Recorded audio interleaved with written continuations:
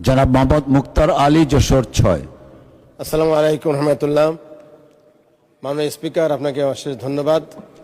সাথে সাথে আমার নির্বাচনী এলাকা যশোর 6-এর সাধারণ জনগণের প্রতি আমার অন্তঃস্থল থেকে কৃতজ্ঞতা পেশ করে বিভিন্ন সময়ে আন্দোলনে স্বাধীনতা সার্বভৌমত্বের জন্য এবং মানুষের অধিকার আদায়ের জন্য যারা শহীদ হয়েছেন সবার আত্মার মাগফিরাত কামনা করে আমার মৌলিক প্রশ্ন তুলে ধরছি। মাননীয় স্বাস্থ্য ও পরিবার কল্যাণ মন্ত্রী মহোদয়ের কাছে আমার প্রশ্ন, বিশেষ করে আমার কেশবপুর উপজেলা একটি হেলথ কমপ্লেক্স আছে। হেলথ কমপ্লেক্সে প্রতিদিন শত শত রোগী আসে, তাদের অ্যাকোমোডেশন সম্ভব হয় না। অধিকাংশ সময় বারান্দায় অনেক রোগী থাকতে বাধ্য হয়।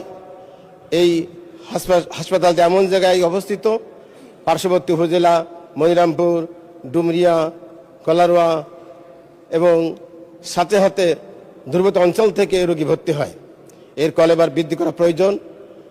50 শয্যা থেকে আমি 150 শয্যায় উন্নতি করার জন্য মাননীয় স্বাস্থ্য ও পরিবার কল্যাণ মন্ত্রী মহোদয়ের দৃষ্টি আকর্ষণ করছি। সাথে সাথে এই হসপিটালটি যাতে আধুনিক সুযোগ সুবিধা পায় সেই জন্য তার কাছে জোর আবেদন পেশ করছি। সবাইকে ধন্যবাদ।